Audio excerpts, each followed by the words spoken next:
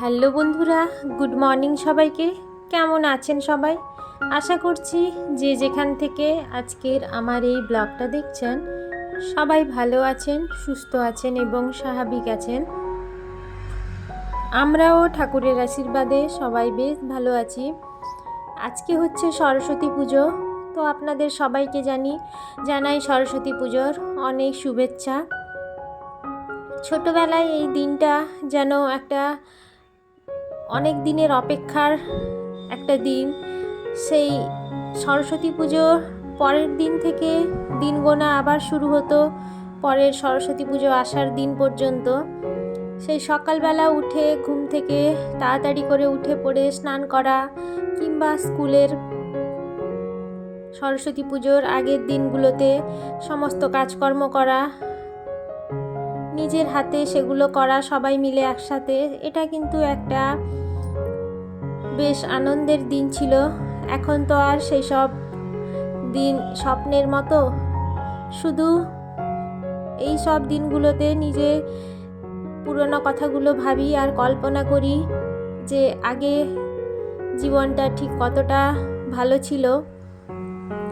তো যাই হোক, সরস্বতী পুজোর দিন আজকে একটু রান্না বান্না নেই ঘরে, মানে একটা জায়গায় নেমন্তন্ন আছে, তো সেই জন্য একেবারে সকালবেলা উঠেই শুরু করে দিয়েছি ঘরের কাজকর্ম।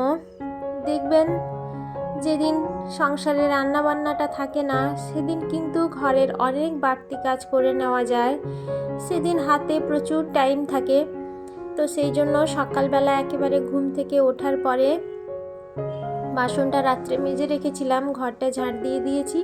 তারপরে বাসনগুলো একটু মুছে নিয়ে ওগুলো বাসন রাখার র্যাকে রেখে দিয়েছি। তারপর রাত্রেবেলা কালকে খাওয়ার টেবিলটা মোছা হয় প্রত্যেক দিন, কিন্তু তারপরের দিনকেও আরেকবার ভালো করে মুছে নিই।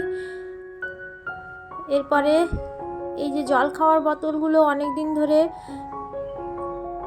পরিষ্কার করব ভাবছি, তো সেইভাবে সময় সুযোগ হয়ে ওঠে না। এটা করতে গেলে একটু টাইম লাগবে, তো সেই জন্য সকালবেলা উঠে বোতলগুলো একটু ভিজিয়ে রেখেছিলাম, তো সেগুলোকে একটু একেবারে ভালো করে পরিষ্কার করে নেব।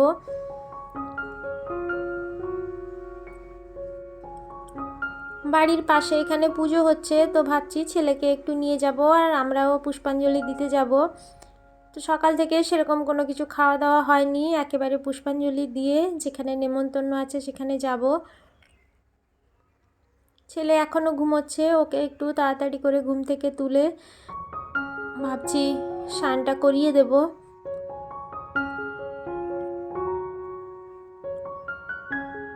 আমি একটু দেরি করে স্নান করব, কারণ ঘরের এই সমস্ত কাজগুলো করে তারপরে স্নান করতে যাব, না হলে স্নানটা করে নিলে আর এইসব কাজকর্ম করতে ইচ্ছে হয় না।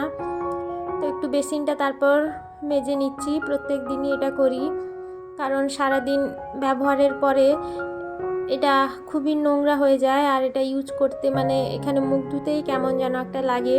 তো সেই জন্য প্রত্যেক দিন সকালবেলা হলে এটাকে একবার করে ঘষে দিই।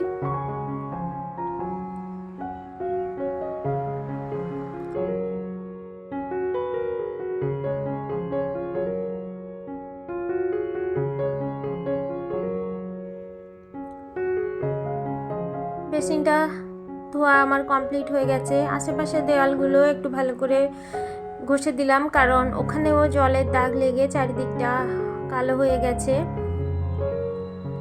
তো এবার বেসিনটা চারিদিকটা ভালো করে জলটা মুছে নিয়ে ঘরের জানলা দরজাটা একটু খুলে দেব। পর্দাটা সরিয়ে একটু জানলাটা খুলে দিচ্ছি, ছেলে এখনও ঘুমোচ্ছে যেহেতু, সেই জন্য একটু আস্তে করে জানলাটা খুললাম যাতে ওর শব্দতে ঘুমটা না ভেঙে যায়। তো এই যে জানলাটা এখানে রাত্রেবেলা করে বন্ধ করে দিই, আর সকালবেলা উপরে উঠে দেখি খুবই নোংরা হয়ে যায়, কারণ এইখানেই বাদুড় পাখি তারপরে বেজি সব এসে আমার এই জানলাটার কাছে খেলা করতে থাকে। তো প্রত্যেক দিন সকালবেলা করে এই জায়গাটা একটু পরিষ্কার করে নিই। আর এই যে বুদ্ধ মূর্তির টপটা দেখছেন, এটা সাদা, তো সেই জন্য খুবই নোংরা হয়ে যায়।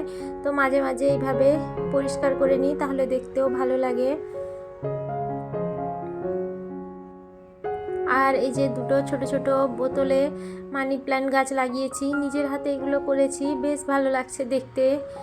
ভাবছি আরও কিছুটা করে এখানে রাখবো, সুন্দর লাগছে বেশ দেখতে।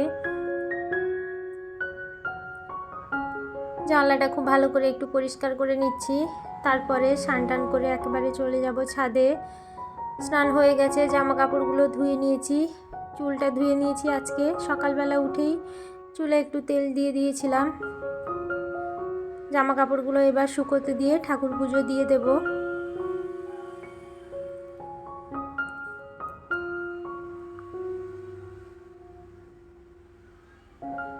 আজকে সকালবেলা থেকে আবহাওয়াটা খুবই ভালো, একেবারে শীত নয়, হালকা হালকা ঠান্ডা লাগছে, কিন্তু আবার একেবারে গরম তো নয়, কনকনে ঠান্ডাটা নেই, তো সেই জন্য বেশ ভালো লাগছে। আর সকাল থেকে কুয়াশাও তেমন নেই, রোদটা বেশ বেরিয়েছে, সেই জন্য জামা কাপড়টা একটু শুকোতে দিয়ে তারপরে চুলটা খুলে দিয়েছি, কারণ চুলটা আবার না শুকোলে বেরোতে পারবো না। আমি আবার ওইসব চুল খোলা রেখে কোথাও যেতে পারি না, আমার ভীষণই বাজে লাগে। আমাকে দেখবেন আমি সবসময় চুলটাকে বেঁধে রাখি, আমি চুল খোলা একেবারেই রাখতে পারি না।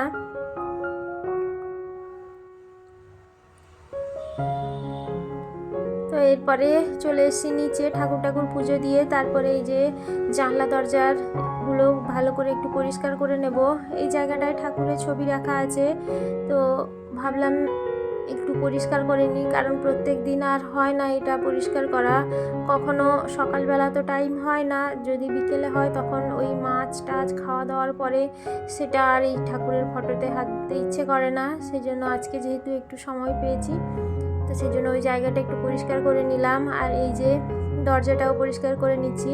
আপনারা হয়তো ভাবছেন যে দরজায় এই সাদা সাদাগুলো কি, এগুলো হচ্ছে পৌষ সংক্রান্তির দিন দরজার ভালো করে সমস্ত দরজা ভালো করে পরিষ্কার করে তারপরে এইভাবে আলপনা দেওয়া হয়। এটা এই রকমই থাকে, এটা আমাদের এখানকার রীতিনীতি, তো এইভাবেই থাকে। ওটা আবার পরের বছর পৌষ সংক্রান্তির আগের দিনকে দরজাকে ভালো করে পরিষ্কার করে তারপরে আবার আলপনা দেওয়া হয়। আর এই যে চেয়ারটা দেখছেন, এটা আমাদের বসার জন্য বাইরে পাতা ছিল, কিন্তু এটা এখানে রাখা হয়েছে কারণ এই জায়গাটা খোলা, আর ওপাশটা হচ্ছে পুরো একেবারে নিচু সিঁড়ি। তো ছেলে যখন ছোট ছিল ওইখানেই বাবা রেখে দিয়েছিলেন যাতে ও হামাগুড়ি দিয়ে ওইদিকে না যেতে পারে, তো ওটা ওভাবেই থেকে গেছে, এখনও পর্যন্ত ওটা সরানো হয়নি, কারণ ছেলে এতটাই পরিমাণে এখন ছোটাছুটি লাফালাফি করে, কখন হয়তো না বুঝে দৌড়ে চলে যাবে, তখন পড়ে যাবে, তো ওটা ওখানেই থেকে গেছে। তো বাইরে যেহেতু আছে সেই জন্য খুবই ধুলোবালি হয়, রাস্তার ধারে তো প্রচুর গাড়ি ঘোড়া জন্য এত ধুলোবালি হয় যে প্রত্যেক দিনই মোটামুটি পরিষ্কার না করলে সেটা পুরো একেবারে ধুলোতে পুরো বসে যায়। তো সেই জন্য সব কিছু পরিষ্কার করে নিচ্ছি। তাহলে বন্ধুরা, আপনাদের কেমন সরস্বতী পুজো কাটলো অবশ্যই আমাকে কমেন্ট করে জানাবেন।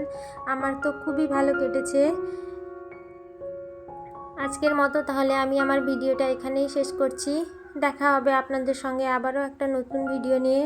আর যাদের আমার এই আজকের ব্লগটা ভালো লাগলো তারা অবশ্যই আমার চ্যানেলটিকে সাবস্ক্রাইব করে আমার পাশে থাকবেন। আর যারা এখনও পর্যন্ত আমার চ্যানেলটি সাবস্ক্রাইব করেননি তাদের প্রত্যেককেই আমি জানাবো অসংখ্য ধন্যবাদ এভাবেই আমার সাথে থাকার জন্য, পাশে থাকার জন্য, কারণ আপনারা পাশে না থাকলে আমি কখনোই এত দূর পথ অতিক্রম করে আসতে পারতাম না।